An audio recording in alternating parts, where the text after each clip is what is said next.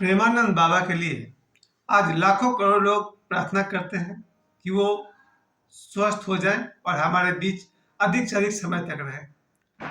उन्हें अचानक से मुझे लग रहा है 2-4 साल से लोगों ने उन्हें इतना भरपूर प्रेम दिया है कि मेरे घर के बहुत सारे बच्चे प्रेमानंद बाबा के भक्त हो गए हैं।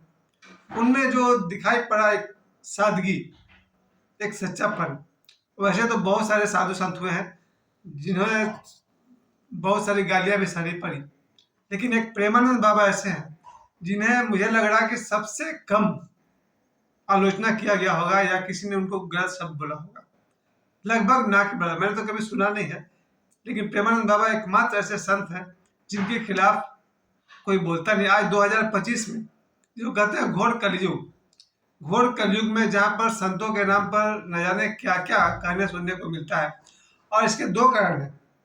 पहली बात कि कुछ संत ऐसे हुए जिसे लोग समझ नहीं पाए, उसके खिलाफ भी लोगों ने कहा, और कुछ संत ऐसे हुए जिन्हें आदमी आज नहीं 100 साल बाद समझ पाएगा, उनके खिलाफ भी लोग बोलते हैं। और कुछ संत ऐसे हैं जो सचमुच फ्रॉड है। फ्रॉड का मतलब होता है जिन्हें आता जाता कुछ है नहीं, बस पैसा कमाना जिनका मकसद है। ऐसे बहुत सारे संत हैं जिन्हें सचमुच कोई न उन्हें भागवत का ज्ञान है, न उन्हें गीता की समझ है, न उन्हें श्री रामचरितमानस की समझ है। उसके बाद भी वो कथावाचक बन बैठे हैं और संत के नाम से जाने जाते हैं। लेकिन फिर भी संत का वेश धारण करने के कारण लोग उन्हें सम्मान करते हैं, वही जरूरी नहीं है। लेकिन बाबा प्रेमानंद इतने कम समय में लोगों के प्रिय बन गए। उनके पीछे जो उनकी विशेषता दिखाई पड़ी, पहली बात कि वो भगवान कृष्ण के भक्त हैं, यानी कि हमेशा राधे राधे राधे राधे पर उनका जोर रहता है। उन्होंने देखा जाए तो वृंदावन में, जिसे कहा जाए भक्ति की नगरी, वृंदावन जो भक्ति की नगरी है, जहाँ इतने सारे भक्त हैं और बहुत बड़े बड़े संत वहाँ पर हैं। विशेषकर मैं आज का नाम लेता हूँ मलुकपीठ वाले श्री राजेंद्र दास जी के बारे में। कल राजेंद्र दास जी मिलने आए थे बाबा प्रेमानंद से। उन दोनों के मिलन को देखकर ऐसा लग रहा था कि दोनों ही इस बात से भयभीत हैं कहीं प्रेमानंद जी का साथ छूट न जाए। इन दिनों प्रेमानंद जी की तबीयत इतनी ज्यादा खराब है कि उनकी आंखें तो लगभग इतनी फूल गई है कि मुश्किल से वो आंख खोल पा रहे हैं।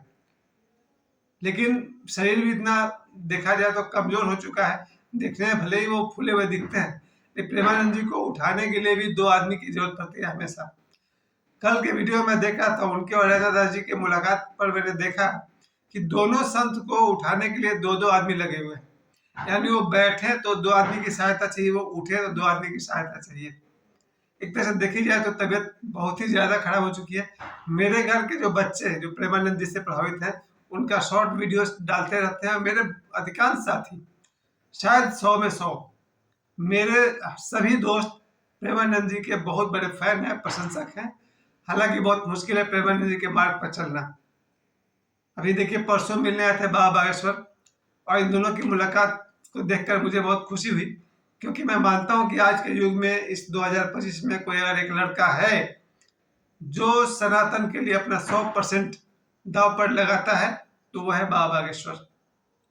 पंडित धीरेन्द्र के शास्त्री जी जब मिलने आए इनसे, और देखिए ईश्वर की बहुत बड़ी कृपा है कि पूरी दुनिया के 800 करोड़ जनता को चैलेंज करने वाला नौजवान बाबा बागेश्वर। बहुत मुश्किल है, ये बात मैं हमेशा कहता हूँ।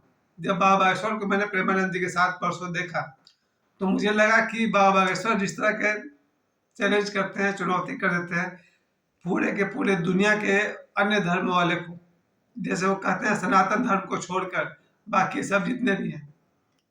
और मुझे भी चिंता होती है कि भाई ये तो कुछ ज्यादा हो जाएगा, लेकिन आश्चर्य है कि पिछले 3 साल से बाबा बागेश्वर सुपरस्टार बने हुए हैं। 2023 में तो हम गए थे पटना उनको देखने के लिए। उनका स्टारडम दिन प्रतिदिन बढ़ता चला गया, और मुझे सबसे बड़ा आश्चर्य है कि आज तक कोई भी टीवी चैनल वाला डिबेट के नाम पर बाबा बागेश्वर के सामने नहीं बैठता है। सबको मालूम है कि बाबा बागेश्वर सामने बैठे तो लड़का छील देगा। बहुत ही समझ जाइए कि इस तरह के गुरु हैं। और उनका बाबा बागेश्वर जी का प्रेमानंद जी से मिलने आना मुझे बहुत ही तसल्ली हुआ। मैं चाहता था कि ये दोनों आमने सामने हों।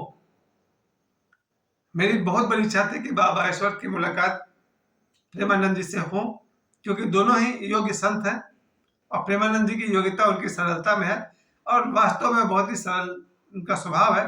थोड़ा जो उनकी जो तबीयत खराब है, इसको लेकर के वो वर्षों से, शायद कई वर्षों से, 10-15 वर्षों से जरूर वो कष्ट में हैं। उनके जीवन पर तो मैं इतना ही कह सकता हूँ, अच्छे खासे देखने में लंबे चौड़े दिखते हैं। बाशवत उनके नाक के साइज का दिख रहे थे। गुड हाइट, लंबा कद, फैला हुआ शरीर प्रेमानंद जी का, वो गोरा सा बदन, लेकिन वही बात है कि शरीर भीतर से कमजोर है, बीमार है। अभी भी उनके रूटीन के बारे में कहा जाता है, वो स्वयं कहते हैं कि मैं 9:30 बजे रात को सोता हूँ और 1:30 बजे रात को या 1 बजे रात को फिर वो जग जाते हैं और उनकी दिनचर्या शुरू हो जाती है। 1 बजे रात को वो सड़क पर निकल जाते हैं भक्तों का दर्शन करने, दूसरे अर्थों में कहिए कि भक्तों को दर्शन देने। पर वो तो ऐसे सरल व्यक्ति हैं कि मुझे लगता है कि वो भक्तों के दर्शन करने जाते हैं। उनकी सरलता पर मैं इतना जरूर कहूँगा कि उन्होंने हम सबको धार्मिक और नैतिक दोनों ही शिक्षा दी। मैंने उनके जितने सारे वीडियो देखे हैं, नैतिक शिक्षा पर उनका बहुत जोर था।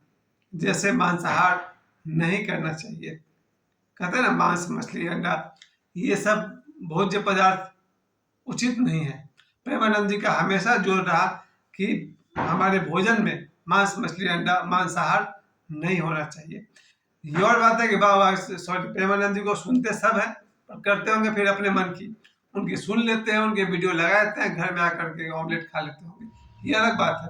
लेकिन थोड़ी देर के लिए सब लोग नतमस्तक हो जाते हैं।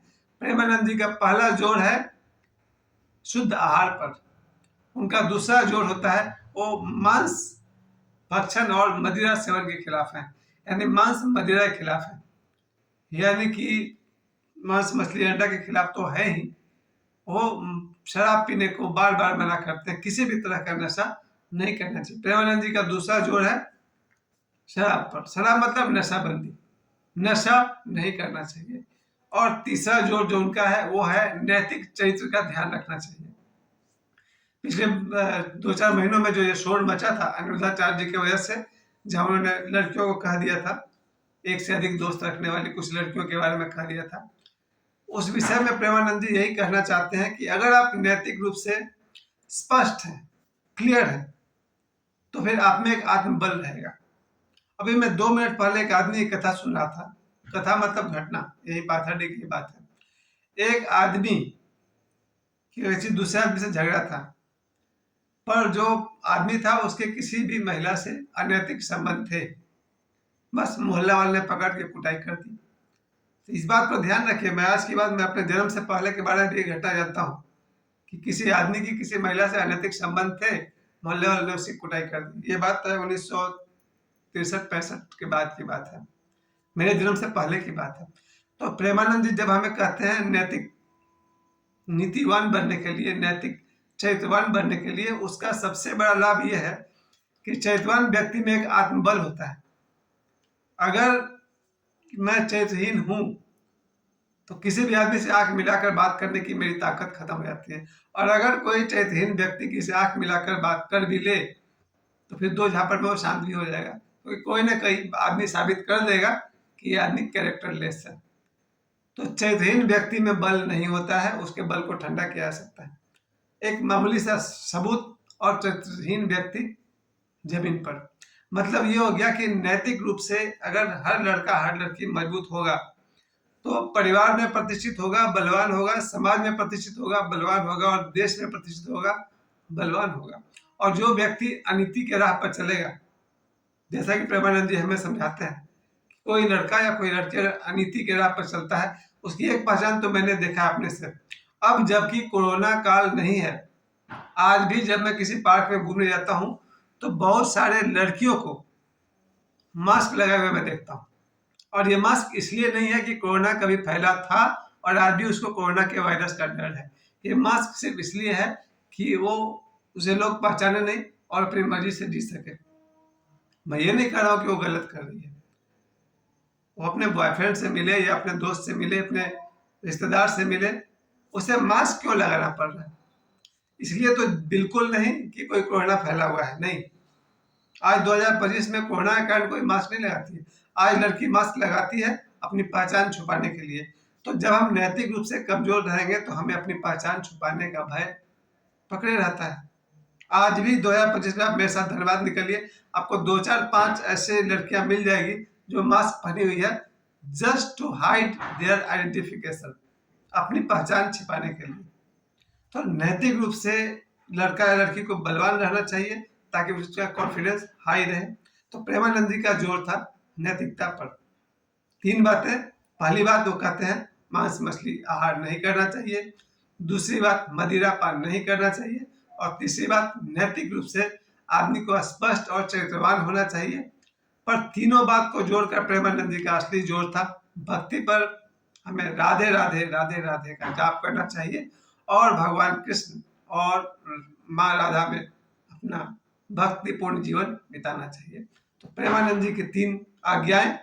पहली आज्ञा मांसाहार नहीं करनी चाहिए।